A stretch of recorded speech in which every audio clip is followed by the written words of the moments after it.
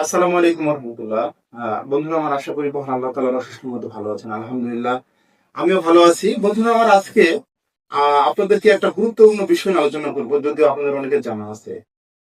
আসলে একজন যোগ্য পিতা মাতার দায়িত্বটা কি? আসলে সন্তান উৎপাদনই পরিবারের মুখ্য উদ্দেশ্য নয়, সন্তানকে সঠিকভাবে লালন পালন করা এটাই পরিবারের মুখ্য উদ্দেশ্য। এবং তাকে ইহকালীন এবং পরকালীন দুই শিক্ষা শিক্ষিত করতে হবে, যার ফলে আপনার সন্তান হয়ে উঠবে একটা আপার সমবয়সী করা। তাই সন্তানকে অবহেলা না করে, বন্ধুরা একটা কথা বলি আপনাদেরকে, সেটা হচ্ছে যে একজন ভালো গুড বিটার বিটার প্যারেন্টস হতে আপনার সময় লাগে না। 40 বছর হোক, 10 বছর হোক, 1 বছর হোক, আপনার সন্তানের দোষ। আপনি তার সাথে সৌজন্য আচরণ করেন, ভালো ব্যবহার দেখান, সন্তানকে ভালোবাসেন। সন্তানের হাতে সম্পদ না দিয়ে সন্তানকে আপার সম্ভাবনায় সম্পদে রূপান্তর করুন। বন্ধুরা আমার, একটা কথা না বললেই নয়। আমার খুব ভালো লাগছে, আলহামদুলিল্লাহ, শুক্রিয়া। আমার আপন ফুফাতো ভাই, তারা দুই ফুফাতো ভাই। আমার ফুপুর হচ্ছে 3টা সন্তান, 2টা মেয়ে বড়, তাদের বিয়ে হয়ে গেছে আলহামদুলিল্লাহ। এবং ছোট সন্তান আমার ফুপা ফুপু অনেক কষ্ট করে একজন নিডি সাধারণ ফ্যামিলি থেকে তাকে কোরআন হাদিস লাইনে পড়াচ্ছে আলহামদুলিল্লাহ।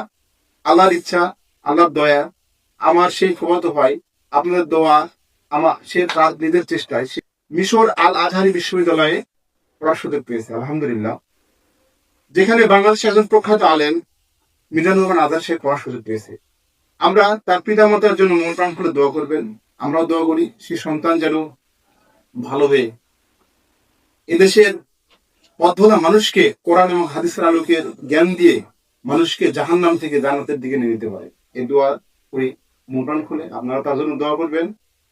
আসলে আমার ওই ফুপা ফুপু সব আমরা যে পরিবারের পক্ষ থেকে আত্মীয় স্বজন কতটা যে খুশি হয়েছি বন্ধুরা, আমার বাড়ি হলো অপেক্ষা রাখে না।